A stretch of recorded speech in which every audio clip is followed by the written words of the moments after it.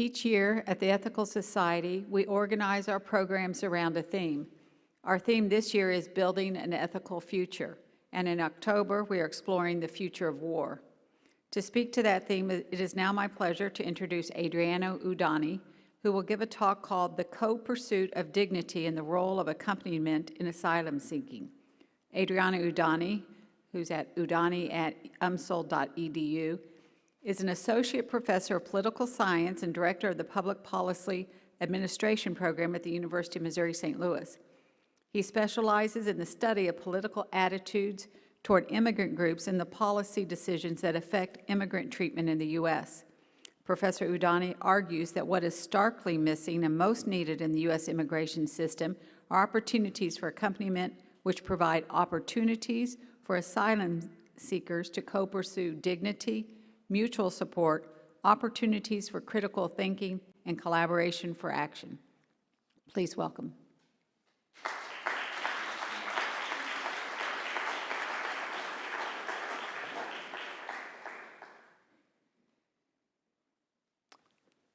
Good morning. I've been a long-time fan of the Ethical Society, and so thank you so much for inviting me and being with you here on this beautiful morning in St. Louis. I have a dirty little secret that I'd like to admit to this group, but I don't like to admit to myself, but I'd like to do it here publicly. I've always been interested in horror films. I was born in the 70s on the south side of Chicago. I had older brothers and sisters. So I grew up with films like The Night of the Dead, Rosemary's Baby, The Body Snatchers, right? The Shining, The Exorcist. As a kid, I would watch these, I think, way too early. Now that I have a 10 and a 7-year-old, probably did some damage there. But there was something about the story that I just couldn't take away my eyes from. I couldn't stop watching. And I still like horror films. And my new fascination and love have been brought to life by Jordan Peele, the creator of movies like Get Out, Us, and Nope, have elevated films because he portrays racism as this monster that plagues us all, that relentlessly terrorizes, haunts, scars, and harms people, particularly Black, brown, and indigenous people. Throughout my work, I have another idea that hopefully, Jordan is listening, inspires another Jordan Peele movie. It's about a group of people who are running away from violence and persecution and arrive in a country in which they seek protection. But when they arrive, they are neither safe nor protected. Rather, they are met with a level of intentional hostility, at worst, or ambivalent or passive acceptance, at best, which attempts to dissuade them from staying at all. They are told they can stay and live and work, but no matter where they go, they must check in with authorities and verify their locations, and their movement is tracked 24 hours a day, with metal objects like ankle monitors that sting and burn the skin. This is certainly the part of a horror movie that elicits graphic violence and parts of horrors where monsters unleash on unsuspecting people.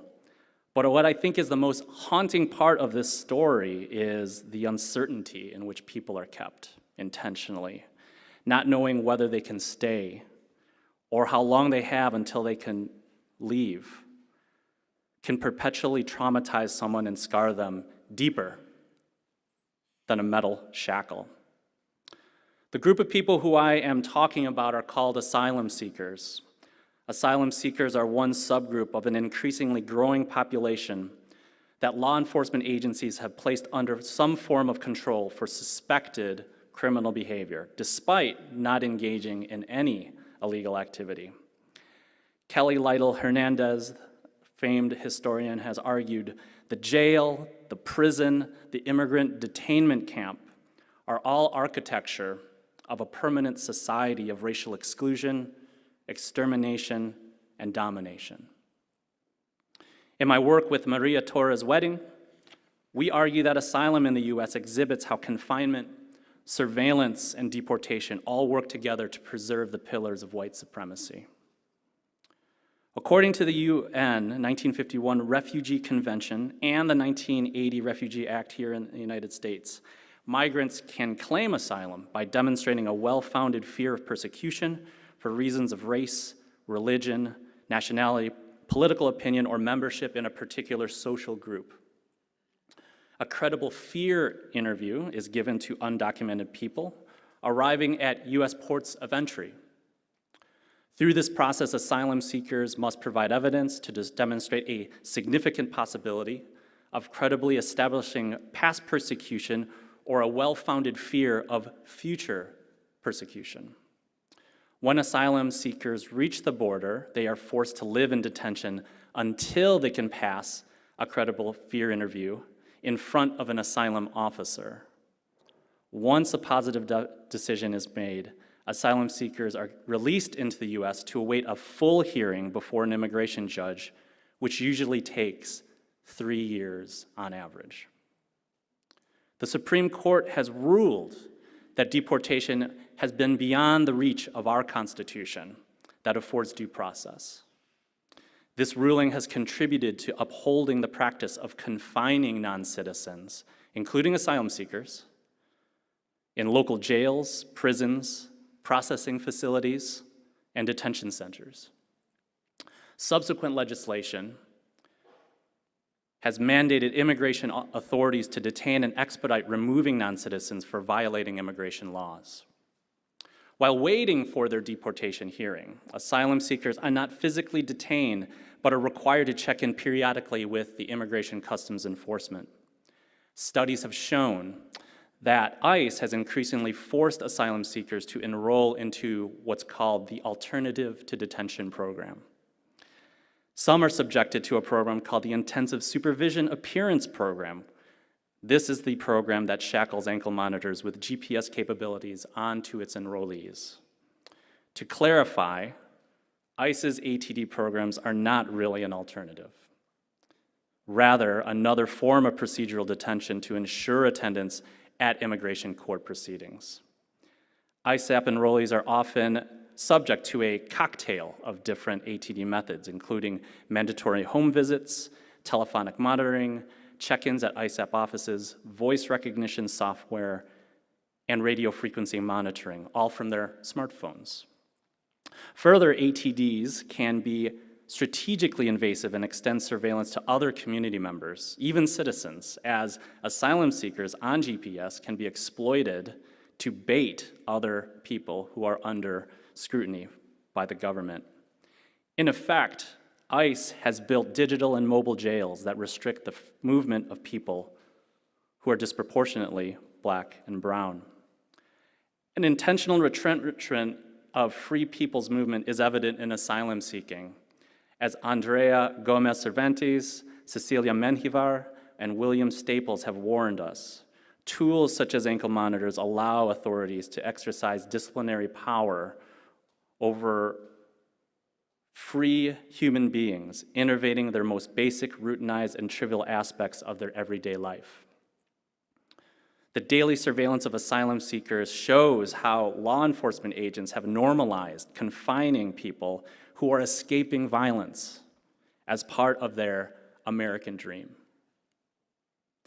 Capitalism has accelerated this evolution of systems of racial control, even amidst public criticisms of mass incarceration.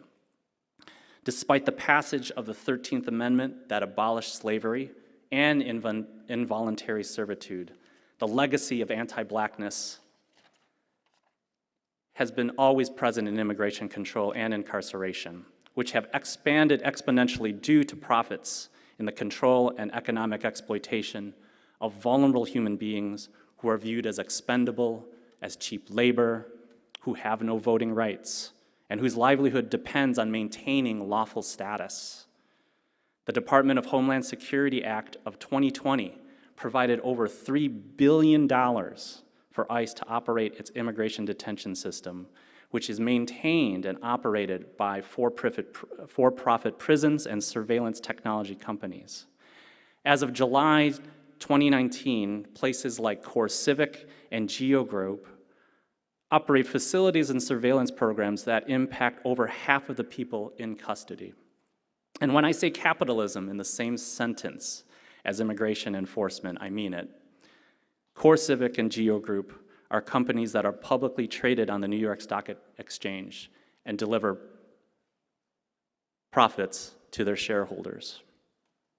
Now, my research on forced migration and immigration detention has made me confront this weird fascination with horror films. Is it because I like watching people suffer? Am I attracted to shock drama? I certainly hope and don't think so. What I do like to think is that I believe that the reason I'm interested in horror films is that I believe that people who are being haunted, who are being terrorized, who are being harmed, will actually beat the monsters that plague them and survive. And I think this makes me think about my current research. While scholars bring attention to the violent systems that coerce human movement, asylum seekers are unable to live their lives completely free of stigma, as well as perpetual surveillance and fear. So the question that confronts all of us, academics as well as non-academics, is how do we stay and have a commitment to critically analyze abolishing systems that coerce the freedom of movement and thinking, while at the same time build new systems that uplift not only asylum seekers, but all people with lived experiences of coerced mobility. One way to answer this question is through accompaniment. Accompaniment, or acompañamiento, has deep roots in Latin American research and community work. Accompaniment references partnerships that focus on collaboration, mutual trust, respect, a commitment to solidarity, free thinking, and equality in relationships. Accompaniment has risen out of this dissatisfaction with Global North non-governmental organizations, initiating development and collaborations in the Global South for quote-unquote improving the lives of the poor. Any community-based approach that does not provide information, expertise, resources, and funds for people to lead and own their own system changes can still allow oppressive governments and elites to shape systems in the way that undermines and mutes the voices of the oppressed.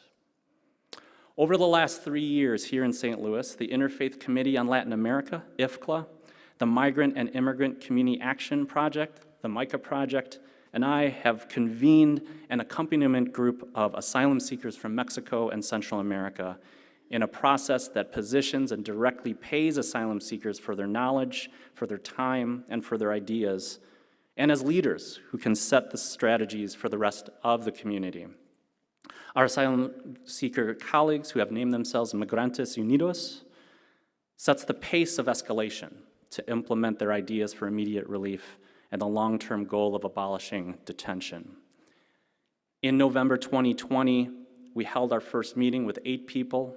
As of October 2022, our group is now over 50 people. In each monthly meeting, we offer the first hour of asylum seekers to share and discuss their firsthand experiences, their fears, their anger in dealing with immigration agents. Asylum seekers have shared endless examples of invasive questions and imperatives that are given to them.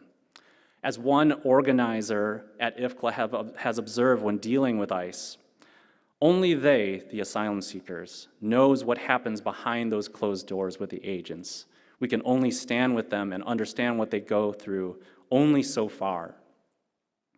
Asylum seeker knowledge, then, grounded knowledge, helps shape the effectiveness of non-state actors such as organizers, service providers, and attorneys to better understand the clandestine tactics of ICE and its private contractors, as well as improving the level of quality of services needed by asylum seekers. Through group work and meetings, participants aim to offer encouragement and solidarity, raise questions and issues for analysis, action, and reflection. Many of the values that are held by the Ethical Society, which I'm very warm today in hearing your landing values. For these reasons, accompaniment is less outcome-driven than how participants are engaged in the process towards social change. In accompaniment, impacted community members can stand with each other and be attentive to the ways they might become agents of change and transformation by going beyond their own personal troubles to become aware of public issues of structure. Through 28 monthly meetings, I have observed a process that is better positioned to directly confront the horrors and everyday trauma that asylum seekers confront. First, accompaniment directly resists and rejects a system that attempts to punish asylum seekers by isolation. Asylum seekers can act as compañeros or compañeras, friends, to each other who are experiencing difficulties with ankle monitors and also with life. Indeed, facilitating group support meetings with asylum seekers who can discuss their fears and hopes openly, as well as stand with each other, is and of itself a form of resistance and fills a need here in the St. Louis community. In this form of knowledge production, it is the asylum seekers themselves who are co-producing knowledge among themselves, for themselves, with minimal support from attorneys, from researchers, from service providers. Our group meetings have also become a safe place to provide spaces to discuss fears, concerns, and adverse effects of COVID. For many in the group, this is their first time meeting other asylum seekers who are either have worn or currently have an ankle monitor. Asylum seekers have reported feeling less anxious and more hopeful, and also affirmed among people who are dealing with similar forms of oppression. During this project, 19 people have self-advocated in front of their ICE officer to remove their ankle monitors, which has been an achievement for many reasons. Thank you. On multiple occasions, asylum seekers decided to accompany each other, not go alone by themselves, accompany each other to advocate on behalf of their fellow compañeros.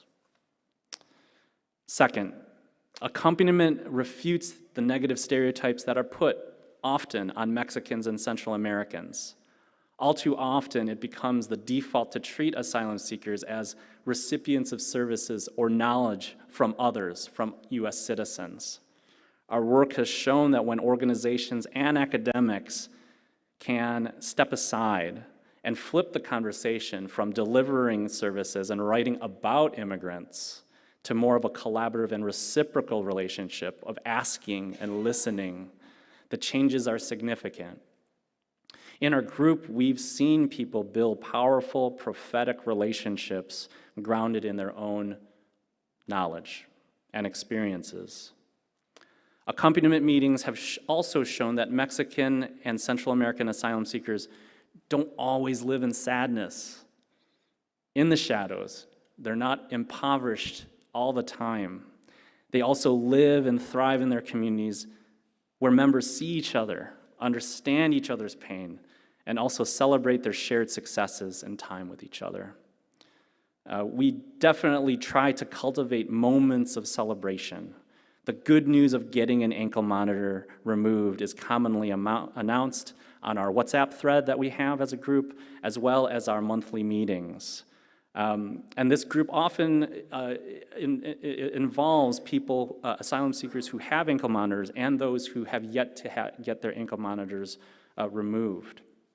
So we've had our monthly meetings where MU members see each other's happiness when an ankle monitor is removed, building that self-advocacy and courage to advocate on behalf of themselves.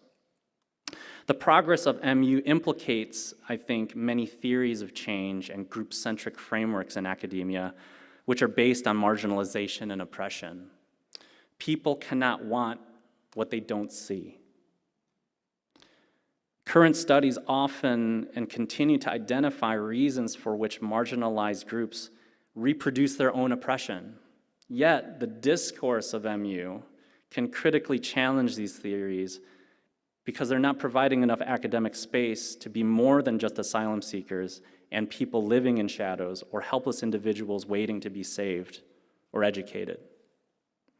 In thinking about the power imbalances between asylum seekers and academics, again, my colleague Maria Torres-Wedding often reminds the group of a quote by Stephen Jay Gould, who says, "I'm somewhat less interested in the weight and convolutions of Einstein's brain than in the near certainty that people of equal talent have lived and died in cotton fields and sweatshops."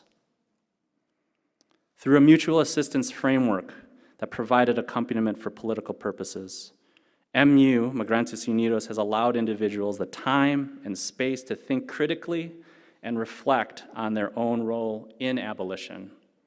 In our work, a variety of identities and roles have emerged.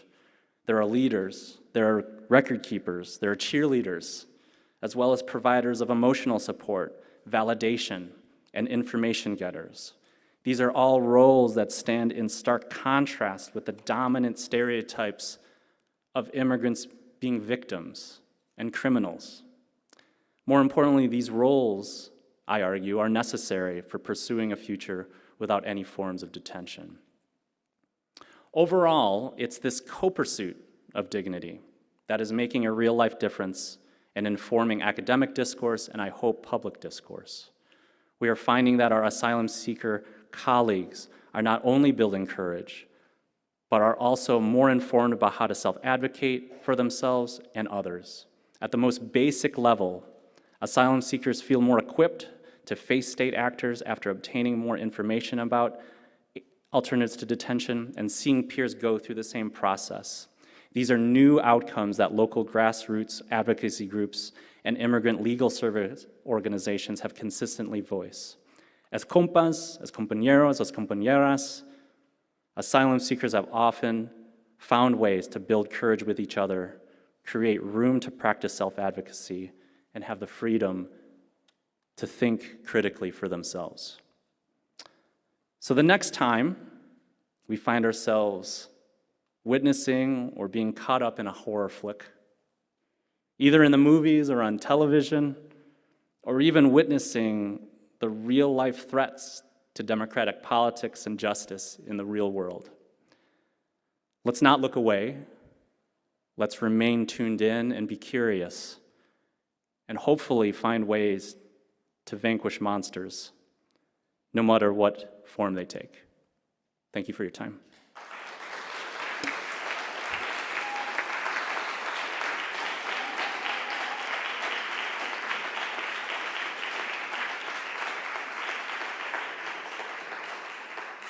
Thank you so much, Adriano. That was great, challenging.